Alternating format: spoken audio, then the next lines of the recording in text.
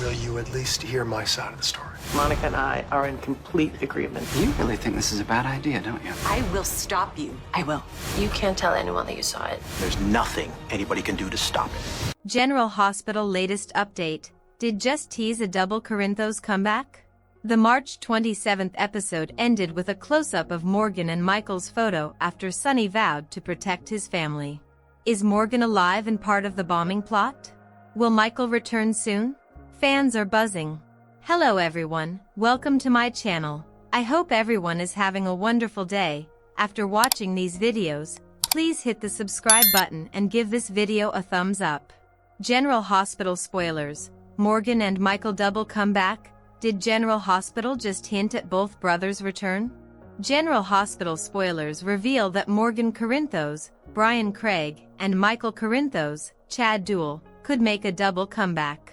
Did General Hospital just hint at both brothers returning to the show?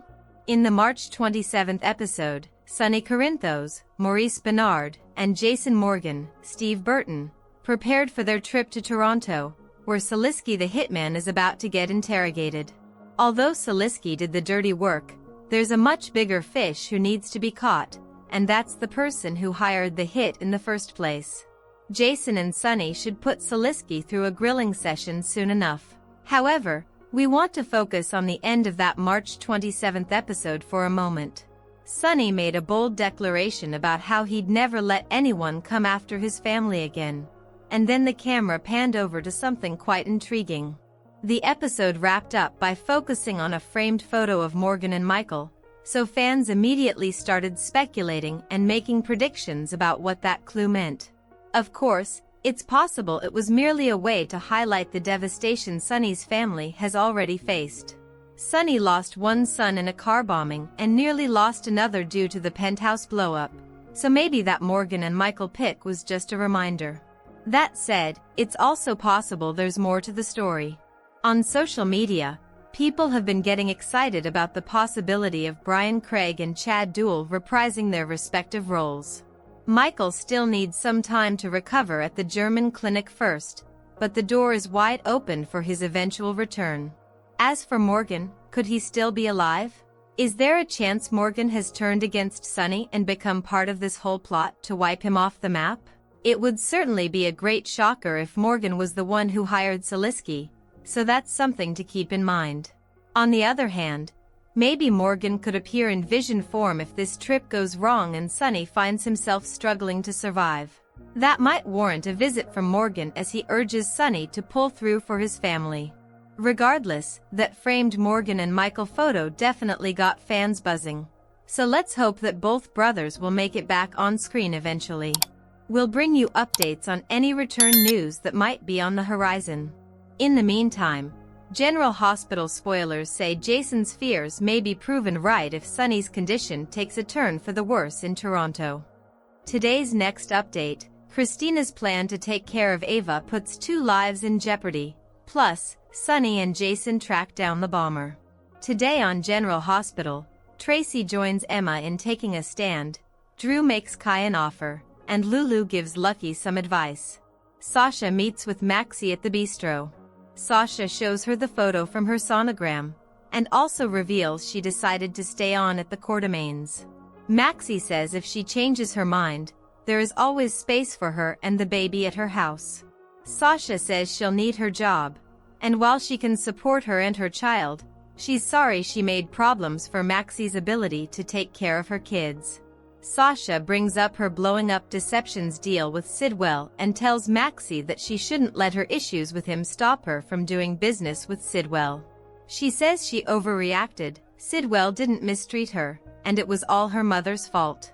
She tells Maxie not to let this affect what's best for Deception.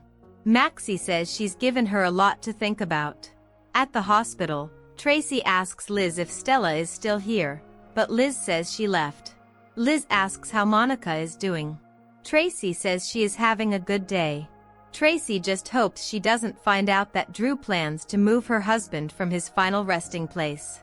Liz can't believe it as Monica was the one who accepted Drew into the family. Tracy says Monica is in agreement with her for once, and Drew is no longer a member of their family. Ezra tries to tear down the Quartermain crypt. At the Quartermain crypt, Ezra has arrived with a sheriff and a construction foreman who has a bulldozer. Trina asks what is going on. She rents the apartment above the garage and is trying to study, but they are making noise. Ezra explains they are here to demolish the crypt. Gio and Emma show up, and Ezra serves them the legal papers ordering the demolition. Gio says he's not a Quartermain, none of them are. Monica owns the property, so she has to be served. Emma says the family is fighting this, but Ezra says nothing, and no one can stop this building from coming down. Back at the hospital, Yuri calls Tracy about the bulldozer ready to tear down the crypt. He holds the papers that he was just served. Back at the crypt, the sheriff says he has served Yuri the paperwork but feels it's still not legal as he isn't the owner of the house. Ezra doesn't care and tells the construction crew to get started. Emma tells Gio and Trina to stall and runs off. Trina begins recording on her phone, and she and Gio point out there are family remains in there, and unearthing them is not just unethical but a health violation. The construction foreman says he doesn't deal with dead bodies and walks off.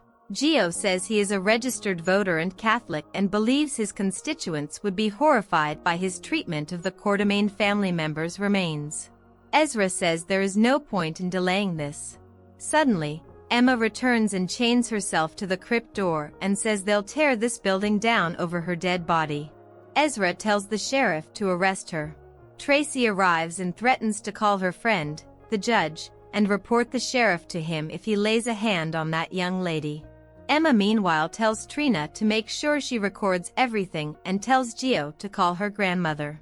Ezra again orders the sheriff to arrest Emma, but Tracy says if the sheriff goes near her that she will have his badge. Tracy sits next to Emma and symbolically chains herself to the young woman using her lengthy rope necklace. Tracy tells Trina, who is recording everything, that this has nothing to do with protecting the environment and is about Congressman Kane's vendetta against her family. Anna finally arrives and is stunned to see Emma chained to the mausoleum and asks why. Emma says she's fighting for what is right. Ezra asks Anna if she is going to do her job and remove her granddaughter and Tracy. Anna asks for the demolition order, reads it, and says to fetch the bolt cutters. Anna tells Emma and Tracy she's sorry, but the law is the law. Drew makes a surprising offer to Kai. In Drew's office, he signed Kai up for more speeches for the sports initiative. He tells Kai that people love him and he has a lot more to offer than football. Kai notes that's good as he's never going pro. Drew asks if he's sure about that. Kai tells him his injury prevents it, and Trina's helped him come to terms with it. Drew asks if there was a way to play football safely, would he take it? Kai would. Drew explains he knows a lot of specialists around the world, including one who might be able to help him. Kai says he doesn't have the money or resources for such a doctor, but Drew does. Kai asks why he'd help him. Drew says he sees he has a bright future ahead of him. Kai thinks he must want something in return, but Drew doesn't. Drew assumes Trina and Curtis have said things about him, but he should hear his side of the story first. Drew gives him a brief summary of what transpired between him and Curtis, and says he would never ask Kai to choose between him and Trina and Curtis. Kai thinks Drew having a protege in the NFL would be helpful to his career, but what if he pays for the procedure and he still can't play ball? Drew says he still believes football or not, he is going places, and it's an investment in his future. Drew gives him information on the doctor and the surgery, and if he wants this, he should jump on it. The sooner it is performed after the initial injury, the better the chances for recovery. Kai thanks him. Lucky tells Lulu of his plans. Lulu drops by the closed Charlie's to see her brother, seeing he spends all his time at Liz's and she hardly sees him. He reveals they are planning a trip back to New York, and he was hoping Aiden could stay with her and Mom. Lulu asks if he's sure he wants to do this. Returning to a place that was special to them can be risky. If he can't recreate the magic of that first trip, it may tarnish the memory that means so much to them. Lucky says this trip isn't about reclaiming the past, but the possibilities of a future. Lulu asks if he's hoping for a future with Elizabeth. He admits he would like a future with her, but he also knows she might not want to take another chance on him. All he can do is put himself out there and have hope. She says he's braver than she is, and she doesn't know what she wants. However, she knows Mom would love having Aiden stay with them.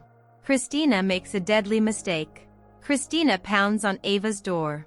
Rick, having just made up with Alexis, hides in another room as he doesn't want to ruin his truce with Christina's mother. Ava lets Christina in, and suggests she not stand near the window. Christina can't believe she's making a joke about her baby's death. Christina then asks who she thinks she is dragging her father back to court over Avery. Ava says it's clear Sonny is in no condition to take care of their daughter. She also points out one of Sonny's enemies bombed his house, and Avery could have been there. She argues that Avery is better off with her and will ask for an increase in child support to help take care of her. Christina can't believe she would use her daughter this way. Ava says as a mother, she'll do anything to protect her child, something she wouldn't know about, as Christina's not a mother. Ava says it could have been Avery who found Sonny on the floor, and if his enemies know of his condition, it could put Avery in danger should they come after her father. Christina says it's too late for Morgan, and too late for Adela, but she won't let Ava take her father from her. She says she will stop her. Christina storms out, and Ava tells Rick he was a witness to Christina threatening her. Rick admits Christina's reaction seems to indicate Sonny's condition is serious, but his brother is never more dangerous when his back is against the wall. They are interrupted when Liz calls Rick. The nurse has the information he wants to help Portia. When she hears Ava in the background, she offers to drop the papers off at Ava's place. Once off the phone, Ava asks what that was about. Rick explains Liz is helping him with Portia's defense. Ava accuses Liz of using him. She cares about GH more than Portia, and he has betrayed attorney-client privilege by bringing Liz in. He's given her information that Liz could use against him. Rick says Liz would never hurt him, and she only wants to help Portia.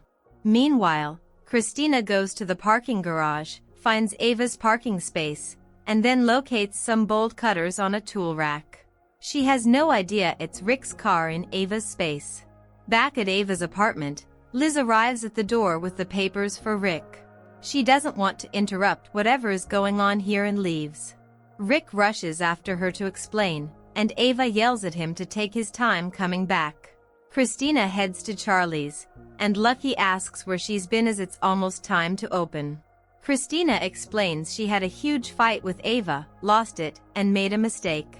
However, she's going to fix it and rushes out. Lucky chases after her, wondering what she's done. Christina speeds off in her car and tries to call Ava. Ava, at home, sips a martini and ignores her call. Meanwhile, Rick gives Liz a ride home as Aiden has her car, and he wasn't going to let her call a ride share given her help.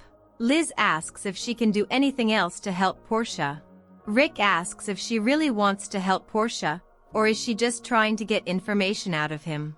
Liz can't believe what he's accusing her of, and then tells him to slow down. Rick says he can't, and something is wrong with his brakes. The car veers off the road. Sonny and Jason want answers. Sonny and Jason are flying to Toronto to find the hitman who planted the bomb. Sonny intends to get the name of the man who hired him and make him pay for Michael's pain. Jason asks what he will do when he finds Selinsky. Honestly, Sonny doesn't know. In Toronto, Selinsky comes home to his apartment and finds Sonny sitting in a chair, aiming a gun at him. Sonny orders him to slide his gun over, which he does. He knows he is the man who bombed his home and injured his son. He will allow him to live if he tells him who hired him. The hitman tells Sonny he can't help him, as he never knows the client, and he's paid by cryptocurrency. Sonny says nobody would take a job without knowing the details. The hitman tries to run, but Jason is at the door. Sonny again demands to know who hired him. Selinsky says he'll be taken out if he gives them a name. Sonny says he'll at least have a chance to disappear, but if he doesn't tell him, then he'll shoot him. On the next General Hospital, Lucky arrives at the scene of an accident and a cop says they are doing everything they can to help her. Thanks for watching this videos. Please hit the subscribe button for more updated news.